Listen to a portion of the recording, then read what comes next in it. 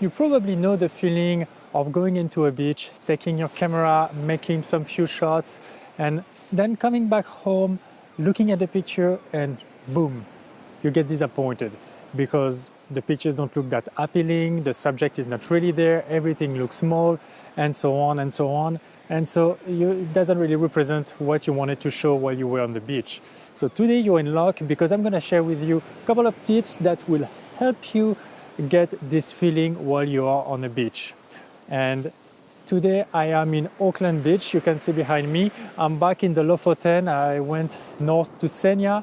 I spent the end of the winter there, and now I went a little bit more south. I wanted to see the Lofoten during springtime, and as you can see, there is no snow, or at least very little snow on the mountain peaks on the background. So it's really amazing. I spent the past 2 months in my motorhome traveling around and going to the Lofoten, of course, then going up in to Senya Island, traveling around there, like having terrible weather at times, but having a wonderful experience. So it was just amazing. And today we're going to extend a little bit the experience of the Lofoten Islands, and we're going to explore this beach a little more. And hopefully you get back with some amazing tips. So let's get there.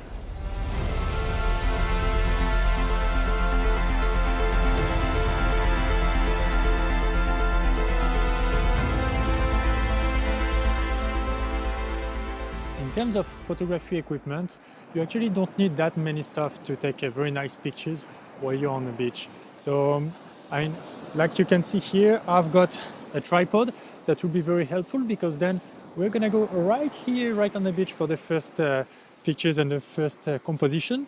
And so a tripod will be very helpful. Of course, your camera, your DSLR, and the lens that I'm using here is the wide angle, so it's my XF 10 to 24 millimeters. I probably won't always use it here at full capacity, meaning like wide open at 10 millimeters. Therefore, I would say that also a mid focal range lens, which goes from let's say 18 to 55 millimeters for an APS-C, or maybe 24-70 for a full frame, will be fine as well. That will do the job. And something really important, depending on the time of the day you're shooting, and even now that the light is a bit lower, it's still important to get a natural density filter. Like here, I do have a ND64, which is basically a 6-stop ND filter, and that's extremely helpful because that will help me get the perfect motion in the water. So now we're going to move towards the beach, and we're going to try to take the nice shot because the light is just amazing on the back there. I'm not sure if you can see it, and that's what we're going to target. So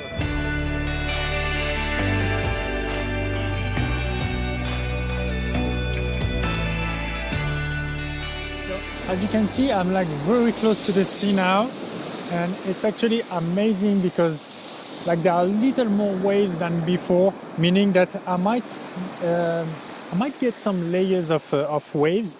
So it's gonna be amazing. Now I'm like basically facing the sea.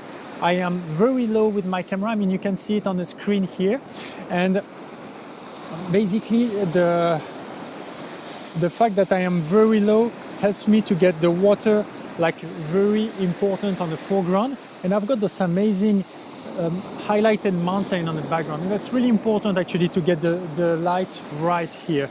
Otherwise you might just get like blunt and very harsh light during the day. One thing you need to be very cautious about when you're shooting close to the beach is your tripod. When the water comes, your tripod will tend to get a little more in the sand. So you've got two options here. Either you hold it a little bit with your hand to make sure it doesn't fall when the water comes, or you can put it a little bit in the sand. I personally don't do it like that because then the tripod gets a lot of sand into it, and I find it painful and it can damage it. But some people don't mind it, so I guess it's really up to you. So now I'm gonna take some few shots of this scene. I guess it's gonna be amazing. I am shooting now, I'm at 20 millimeters. I do have my ND64, my 6-stop filter. I'm shooting at ISO 800 because the ND 6-stop is actually a little too strong, and I don't have the three stops with me, so I'm gonna use this, but at this level of noise is still acceptable, so that's gonna be fine.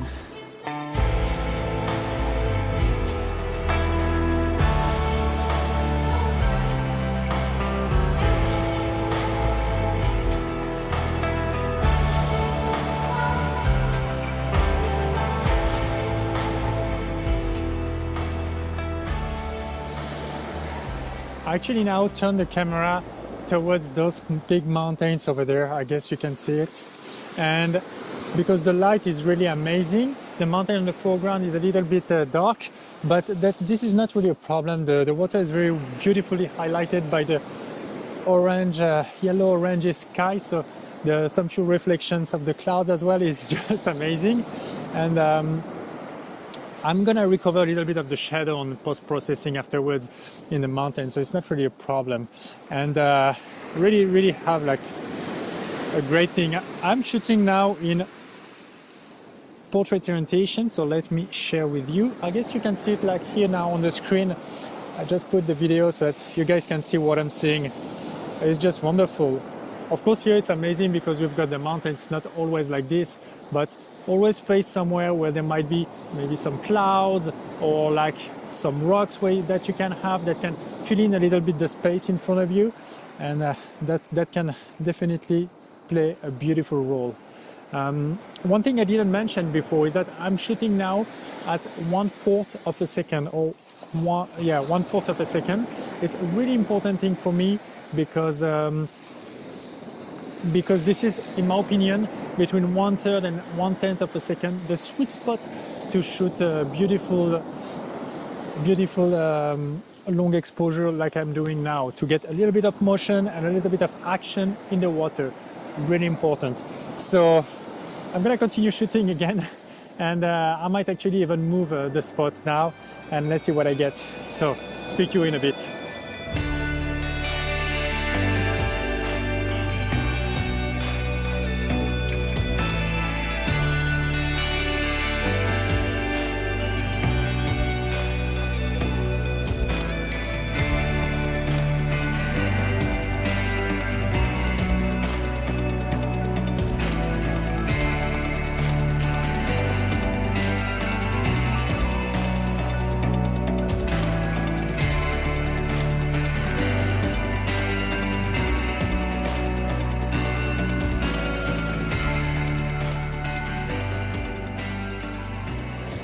So I finally moved a little bit from where I was. Like, the light is just so amazing, and getting stuck in front of the beach doing long exposure is really tempting. It was like just amazing there. I wasn't expecting such a good light tonight. And now actually I moved away a little bit on the left-hand side of the beach, and that's actually the second composition I'm going to choose now. And something that you can also look for, and it's fairly easy to find this. So like looking for rocks that you have on the ground. And when you take picture of rocks like this, then you should try to find interesting shapes into them, like maybe leading lines, maybe curves that are leading towards your subject. So in this case, my subject is the big mountain you see here.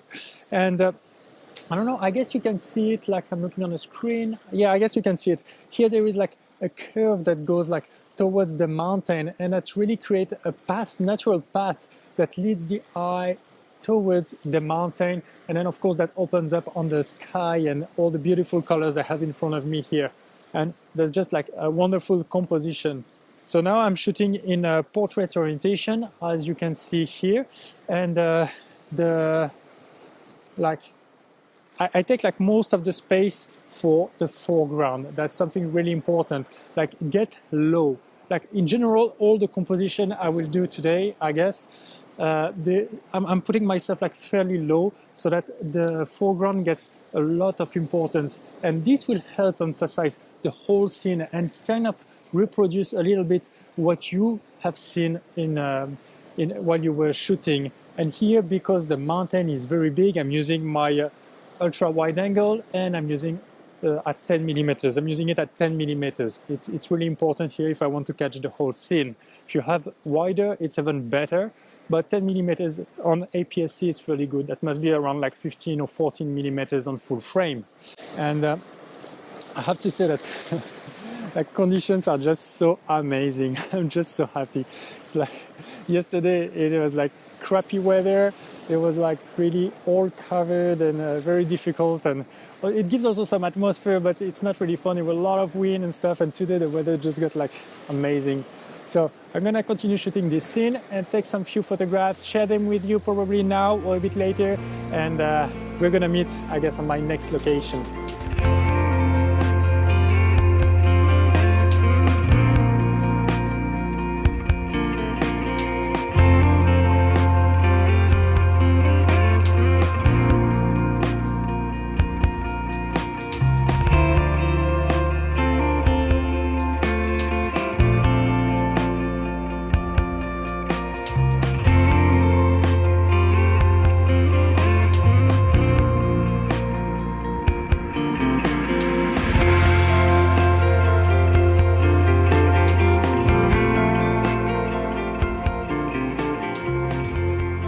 Alright, I had an amazing shoot over there where I was on the rocks. It was wonderful. I found some places with amazing possibilities for long exposure shots, and I wasn't expecting it. I went to scout in the afternoon to make sure I found the right place. I see the right stuff for you, and I make sure to do like nice shots in the evening, because that's really important that you guys also see what you can really photograph.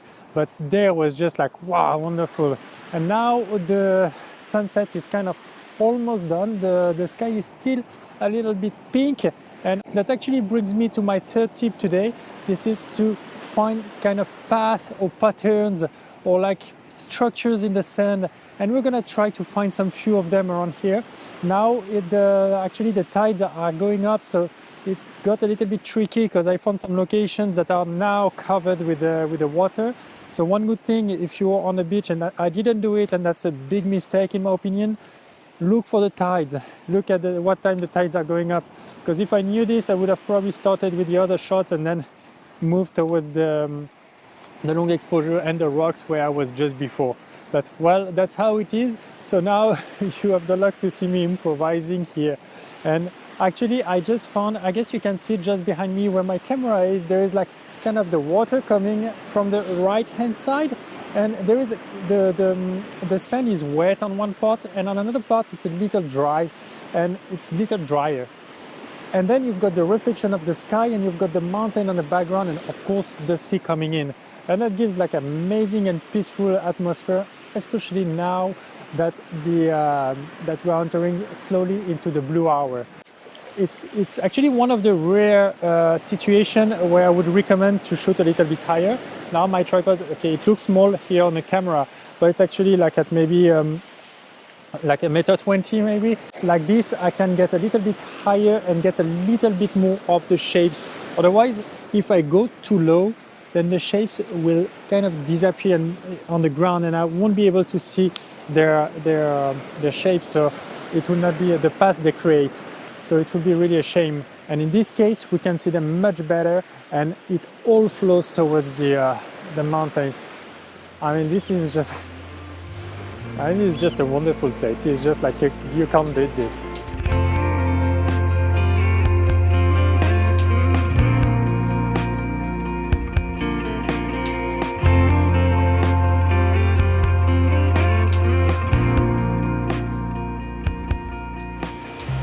I'm actually shooting this mountain here on the background, and this is amazing because now there is a path created by the water flowing on the sand, and that's very smooth, very agreeable.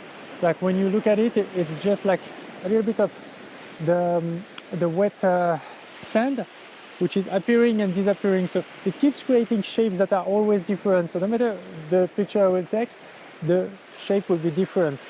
In the end, they will all look very similar, of course, but then I can get pretty much the shape I want and ensure that I've got the right one. And the light is still quite okay right now. It's blue hour, of course. The sky is not as highlighted as before, but I like those pastel colors in the sky, and everything kind of like all the colors now are a little bit more balanced. So there is no much difference, big contrast between the sky and the mountain, the mountain which is facing me, this face. And that's just like adjust a little bit everything, makes everything a little bit smoother and less harsh. Although it's amazing when you've got like strong lights, I just love it. But now it creates a different atmosphere and that's truly enjoyable.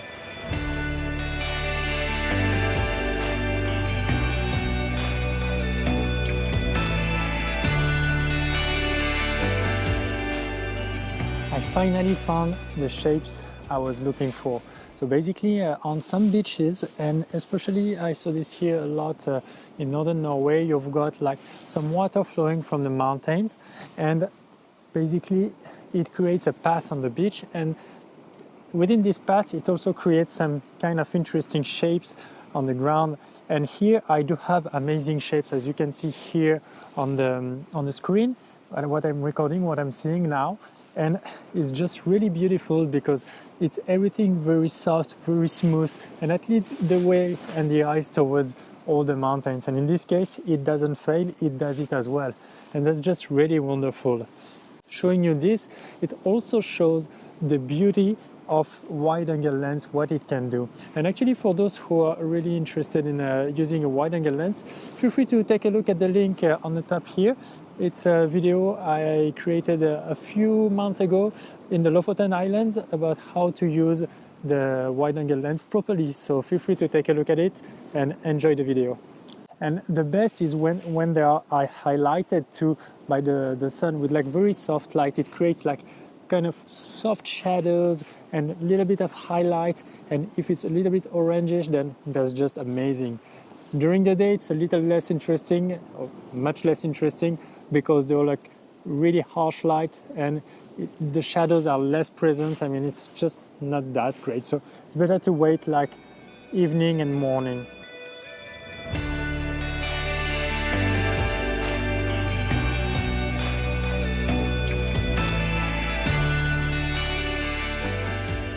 I also wanted to remind you that in case you like my content, you like what I'm doing, then feel free to subscribe either by clicking on the subscribe button below, or in the corner here there is like a small logo that you can click on to subscribe. That would be amazing, and hopefully you will enjoy and learn more about photography. And if you like this video in particular, then feel free to give me a thumbs up. I mean, that's very rewarding for me, and the algorithm, the YouTube algorithm likes it, so it's a win-win situation.